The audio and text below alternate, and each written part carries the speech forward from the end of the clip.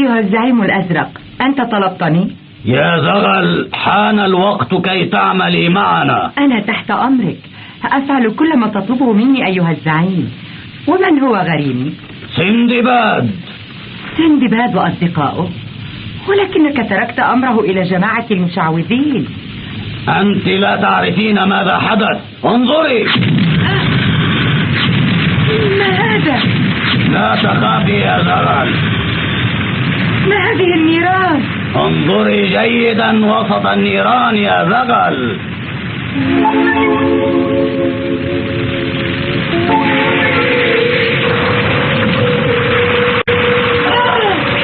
المشعوذون يتألمون في الجحيم بعد أن انتصر عليهم سندباد بعون القدرة الإلهية يا زغل. نعم أيها الزعيم.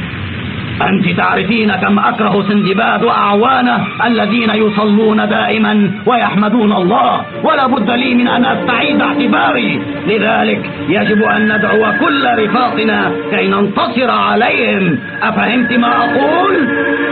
أنا أفهمك جيدا، لأني ذقت منهم الهزيمة أيضا، ولكن هذه المرة لن يفلتوا من أيدينا. إذا قولي لرجالي إذا لم ينتصروا على سندباد ورفاقه فإن غضبي سيكون عظيما هذه المرة. حاضر.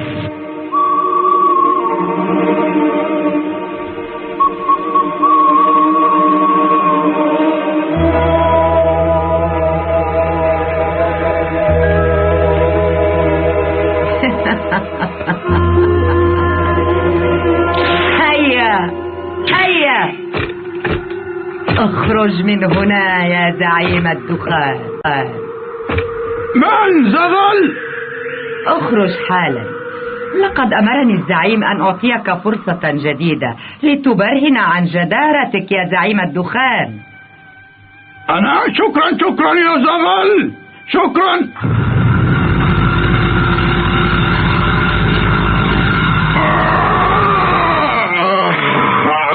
كنت خائفا من أتحول إلى حجر من حجارة الغرفة. ما زلت جبانا كما أعرفك. هيا انفخ دخانك واحملني إلى بغداد بطريقتك الخاصة، فهمت؟ هيا احملني إلى بغداد، هيا. فهمت يا زغل.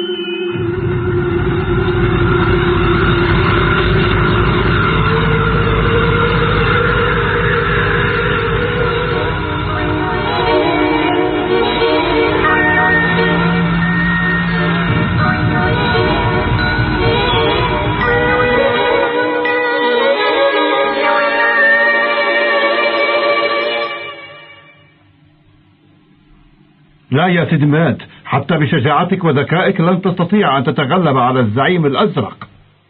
سندباد، علي بابا، لا تقضي معنا هذه المغامرة الخطيرة. أنت لطيفة جدا يا بدور، ولكن علينا أن نتغلب مرة واحدة على الزعيم الأزرق لننقذ العالم كله من ويلاته. سوف نتكل على الله وهو يهدي خطانا. ثم إني مصمم على كل شيء من أجل أن يعود أهل ياسمين إلى حالتهم الطبيعية. سندباد على حق. لقد انتصرنا حتى الآن على الكثير من المشعوذين، ولن يستطيع الزعيم الأزرق أن يصمد في وجوهنا. صحيح. إذا تعاوننا معا واتكلنا على الله فالنصر لنا. أنا أقدر موقفكما. اذهبا وانتصرا على الزعيم الأزرق وعودا بسرعة إلى بغداد. مولاي انظر إلى السماء. انظر يا مولاي.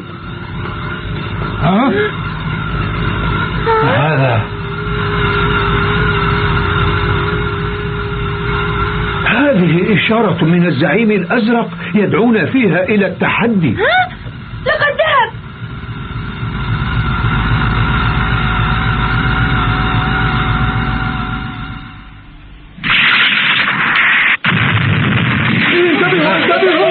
انتبهوا.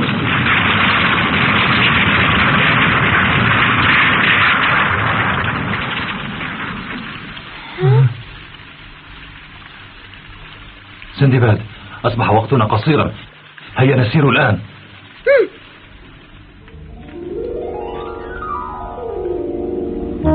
سيد سندباد. هند، لا داعي للبكاء في مثل هذا الوقت. لكن اسمعي يا هند، لدي شعور أن الزعيم الأزرق كان هو السبب في غرق أبي وأمي في أعماق البحر، لذلك أريد أن أتأكد من هذا الشعور وأريح نفسي مهما كلف الأمر. أرجوك أن تفهميني، لأني بالتأكيد سأعود سالما. أرجوك يا سندباد، انتبه لنفسك، انتبه لنفسك يا سندباد. إذا لابد أن تذهب يا سندباد؟ لابد. إذا لن نراك لفترة طويلة جدا، وربما تكون طويلة كثيرا. خذ هذه معك يا سندباد. ما هذا؟ ليس لدي أي شيء ثمين أقدمه لك، وفي هذه الجرة مياه للشرب من أنقى ينابيع بغداد. أرجوك خذها معك، أرجوك. شكرا يا حسن.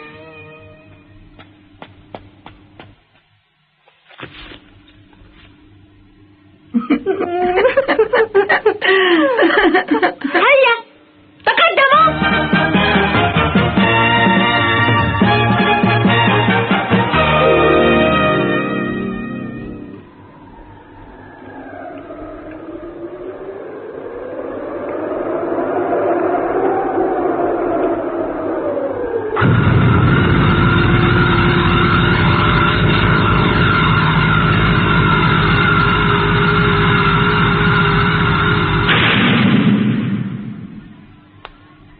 اسمعوا جميعا أيها الرفاق، الزعيم يدعوكم، تجمعوا كلكم. زعيم الحجارة.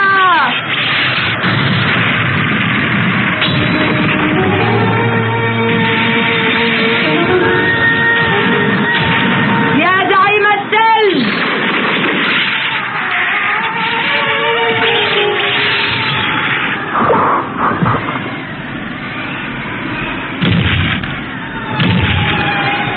وانت اخرج يا زعيم الزيت الاسود.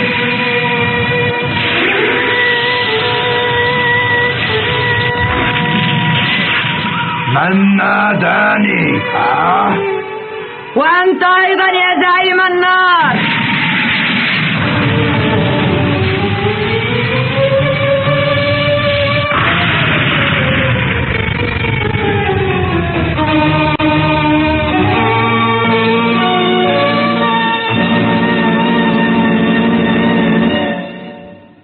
ماذا تريدين منا يا زغل؟ لما تجمعيننا؟ جمعتكم لهدف واحد، وهو القضاء على سندباد وأعوانه. لذلك يجب أن نقتلهم ونسترجع اعتبارنا ومكانتنا، ونعيد للزعيم الأزرق أيضا مكانته. وإذا أخفقنا وجب أن نختفي من هذا العالم إلى الأبد. أفهمتم؟ مفهوم. أنا وحدي أستطيع أن أؤدي المهمة، سوف أشويهم بناري. انتظر، أنا أختار من يجب أن يبدأ. زعيم الدخان. نعم. ابدأ أنت بالهجوم على سندباد وأعوانه. أنا لا أستطيع أبدا أبدا. اسكت، إنها فرصتك الوحيدة لتسترجع كرامتك التي داس عليها سندباد. اذهب. ولكن ما بك أيها الزميل؟ هل فقدت جرأتك؟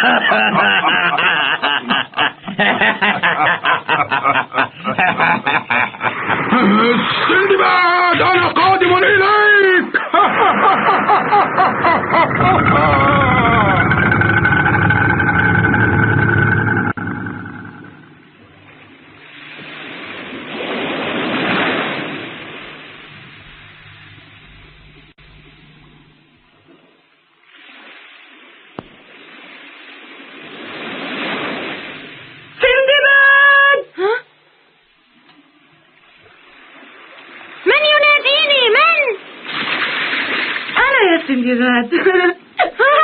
حورية البحر. يا حورية البحر، ما جاء بك إلى هنا؟ سندباد، سمعت بأخبارك، ستحارب الزعيم الأزرق وأنا خائفة عليك. لا تخافي يا حوريتي الجميلة، سوف أنتصر على هذا الزعيم الأزرق. مغامرتك خطرة جدا يا سندباد. خطيرة؟ أعدل عنها، هو أقوى منك بكثير وسوف يقتلكم جميعا. أرجوك يا سندباد، إنه أقوى منك بكثير.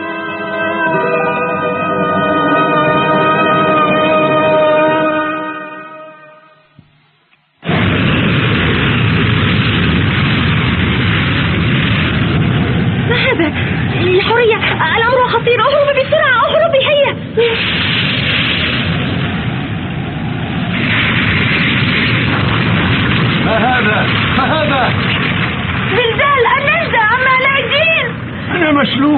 شدة الخوف. كيف أنت يا علي بابا؟ في أحسن حال. ألا تعلم أن زلزالا كهذا لا يؤثر في أبدا؟ على كل لقد هدأ الآن. هدأ. أرجو أن يكون علاء الدين وياسمين أيضا سالمين.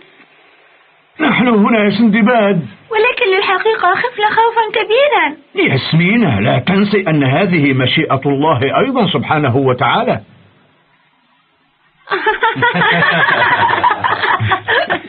لقد ظهر القمر.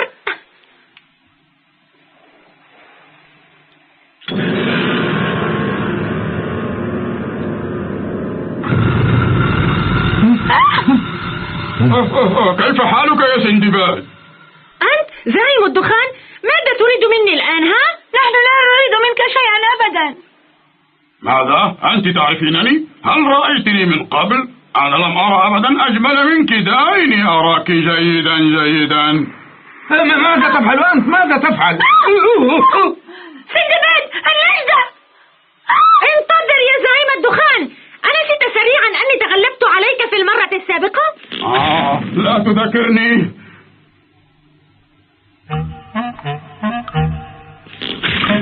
ما تعني بقولك أنا عديم الفائدة؟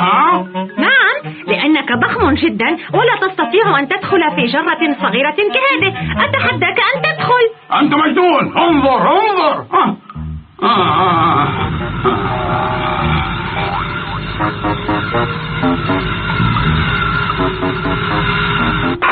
يا له من غبي، لقد وقع في الفخ.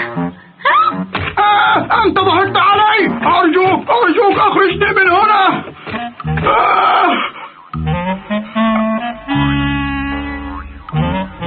أيها الملاعين، تعيدون إلي ذكريات مرة. هذه الفتاة ألم تكن عصفورة الميناء؟ كيف تشعرين يا ياسمينة؟ لا بأس. والعم علاء الدين.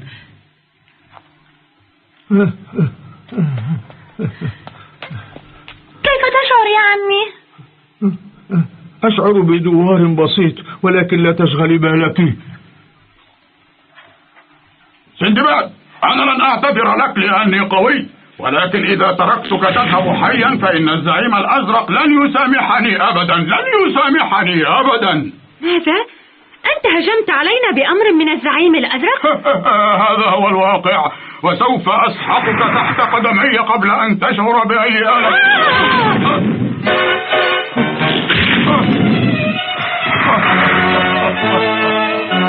لن تعيشوا طويلا بعد سوف أبدأ بقتلكم في هذه اللحظة. لن تعيشوا. اسكت، لن أموت بيديك أبدا. اهرب يا سندباد، اهرب. قبضت عليك. أين سندباد الآن؟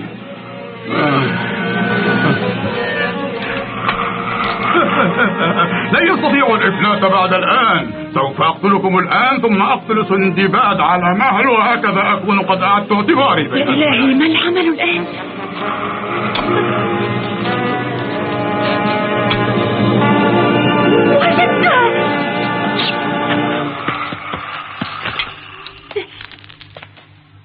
يا زعيم الدخان، ألا تخاف هذه؟ ماذا؟ الجرة؟ نعم، إذا أسأت إلينا وضعناك من جديد في هذه الجرة. ماذا تقول يا سندباد؟ تضعني في هذه الجرة؟ تضعني في هذه الجرة؟ طبعا. ألا تعلم أنها جرة سحرية؟ جرة سحرية؟ نعم، وهي تبتلع في لحظة أصحاب السوء والشر. حقا ما تقول؟ حقا؟ إذا كنت لا تصدق فسوف أجربها فيك، ولكن إذا ابتلعتك فلن تستطيع الخروج منها. دعوا يرى يا سندباد، ضعوا في الجرة ولا يهمك أمرنا أبدا. هيا. هيا، دع الجرة تبتلع هذا الشرير واتركه يذوب فيها كليا. أجل، دعه. أنا إذا دخلت مثل هذه الجرة سوف أختنق. لا أريد ذلك. لا أريد. حسنا، أنت تطيع أوامرنا؟ نعم، أطيع أوامركم. إذن قل لنا أولا أين نجد الزعيم الأزرق؟ لا أستطيع أن أقول لكم هذا. أفهم أنك تريد الدخول إلى الجرة. يا جرة، ابتلعي زعيم الدخان. انتظر، سأقول لك أين الزعيم الأزرق. أولا ضع هؤلاء أرضا. شكرا لك يا أبا الدخان، شكرا لك. كلما أنظر إلى وجهك أراه لطيفا وجذابا يا أبا الدخان، فكيف إذا تطيع أوامر الزعيم الأزرق سوف تبقى شريرا طيلة حياتك. والآن قل لنا أين نجد الزعيم الأزرق؟ الزعيم الأزرق غاضب عليكم لأنكم قهرتم المشعوذين، لذلك جمعنا كلنا وأرسلنا لمحاربتكم. وأين يسكن هذا الزعيم؟ قل لي. لا أستطيع أن أقول لكم، إنه يلحق بي لأي مكان أذهب إليه ويقتلني. إذا لم تقل أين نجده فالجرة لا تزال معي. إذا سرتم غربا لمدة 10 أيام تجدون أمامكم قصر الزعيم الأزرق. ولكن قبل أن تصلوا إليه سوف يلقاكم زملائي ويقتلوكم. لقد قلت شيئا مهما. سندباد، إذا مشينا نحو الغرب سنصل إلى قصر الزعيم الأزرق، أليس كذلك؟ وهناك هل نستطيع أن نفك أسر أبي وأمي ونرجعهما إلى ما كانا عليه؟ نستطيع يا ياسمينة، ولكن أنا سمعت أن كل رجال الزعيم الأزرق سيكونون في انتظارنا. لو عرف الزعيم أني وقفت فقط قربكما لجن جنونه وأمر بقصاصي. الفكرة وحدها ترعبني. انتبهوا. الزعيم الأزرق سمع كلامي، النجدة سوف يدعوني إليه ويرمي بي في أعماق الأرض. يا ويلي.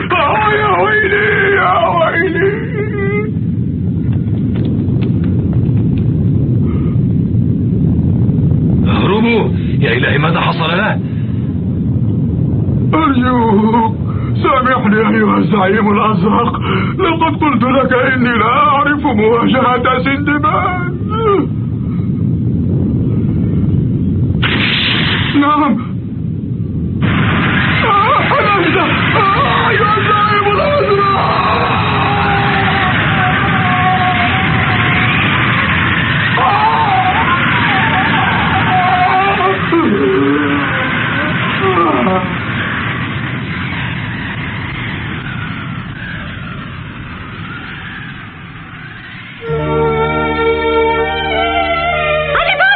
سندباد، لقد نجحنا.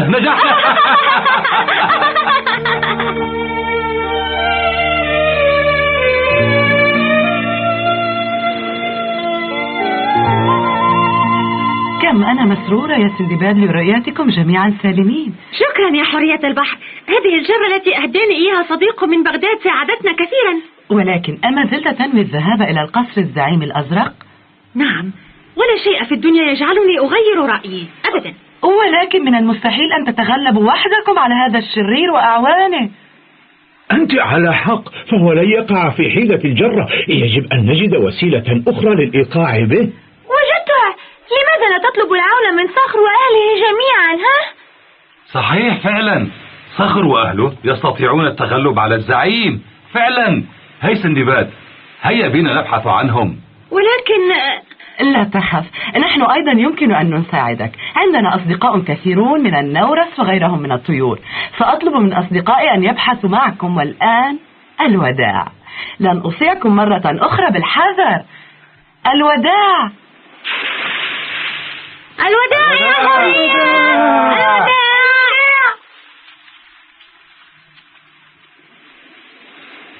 والآن جاء دورك أيها الزعيم.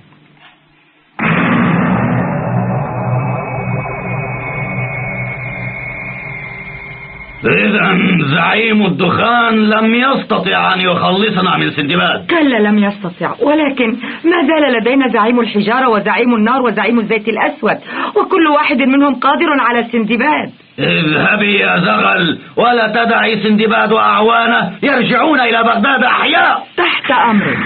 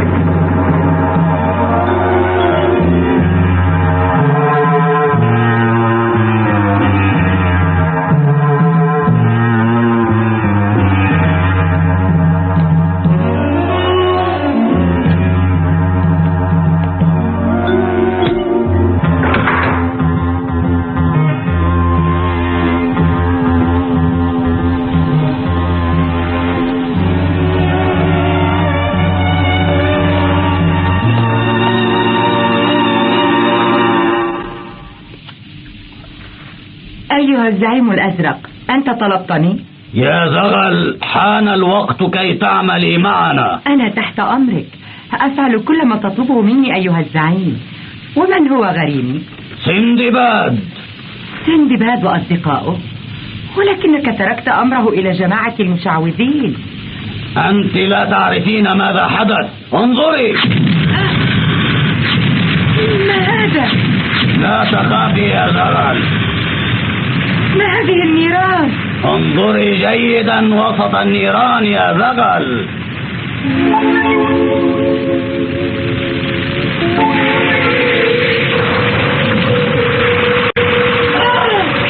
المشعوذون يتألمون في الجحيم بعد أن انتصر عليهم سندباد بعون القدرة الإلهية يا زغل. نعم أيها الزعيم.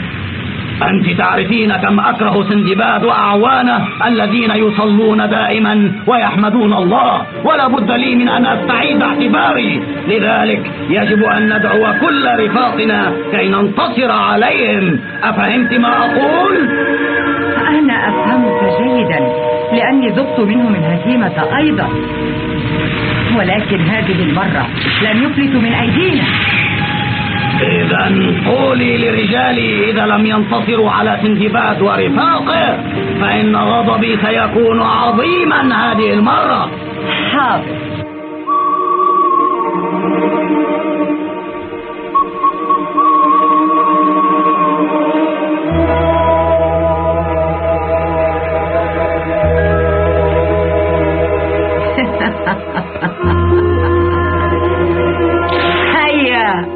هيا اخرج من هنا يا زعيم الدخان. من زغل؟ اخرج حالا. لقد أمرني الزعيم أن أعطيك فرصة جديدة لتبرهن عن جدارتك يا زعيم الدخان. أنا شكرا يا زغل، شكرا.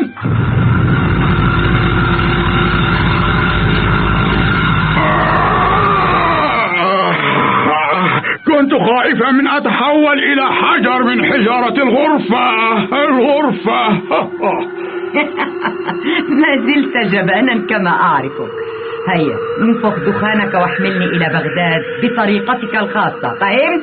هيا احملني إلى بغداد، هيا. فهمت يا زغل.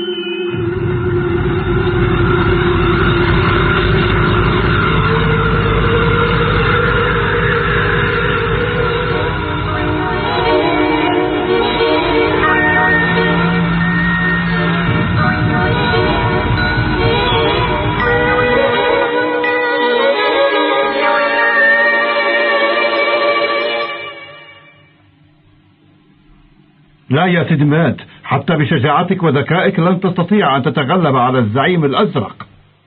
سندباد، علي بابا، لا تقضي معنا هذه المغامرة الخطيرة.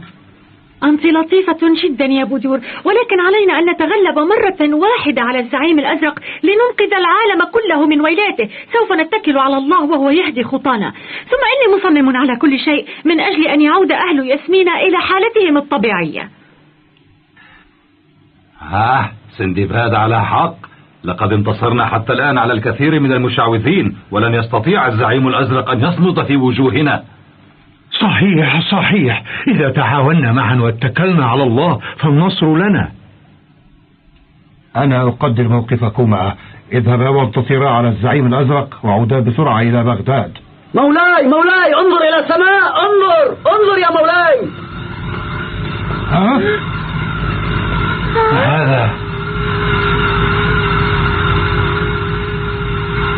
هذه إشارة من الزعيم الأزرق يدعونا فيها إلى التحدي. لقد ذهب.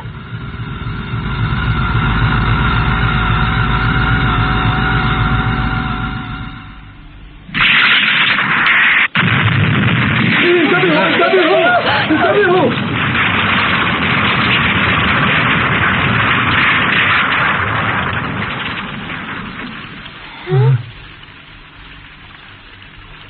سندباد، أصبح وقتنا قصيرا. هيا نسير الآن.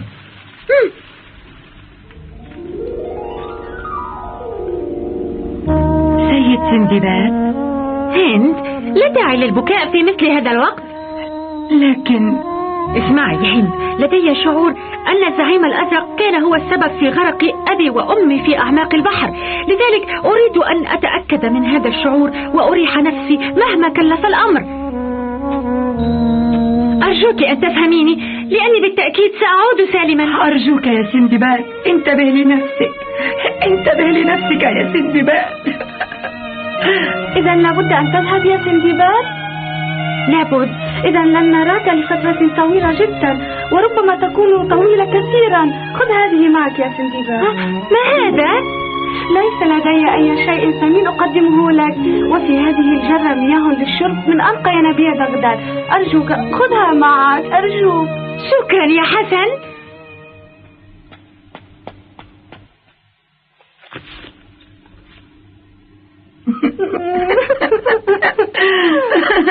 هيا تقدموا.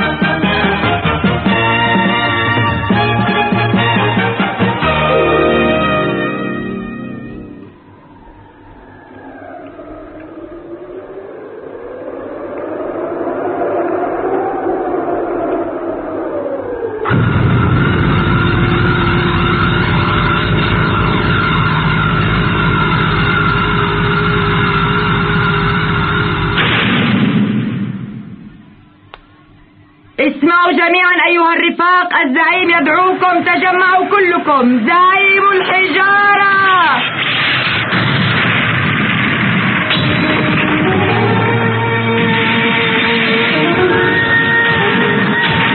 يا زعيم الثلج،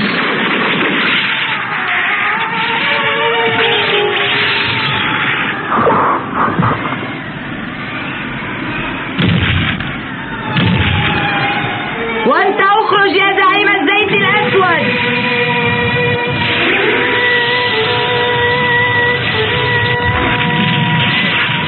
من ناداني؟ وانت ايضا يا زعيم النار.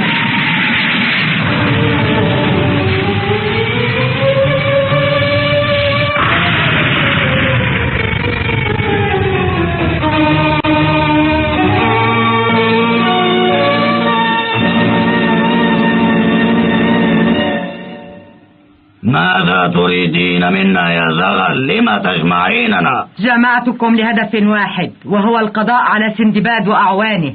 لذلك يجب أن نقتلهم ونسترجع اعتبارنا ومكانتنا، ونعيد للزعيم الأزرق أيضا مكانته. وإذا أخفقنا وجب أن نختفي من هذا العالم إلى الأبد. أفهمتم؟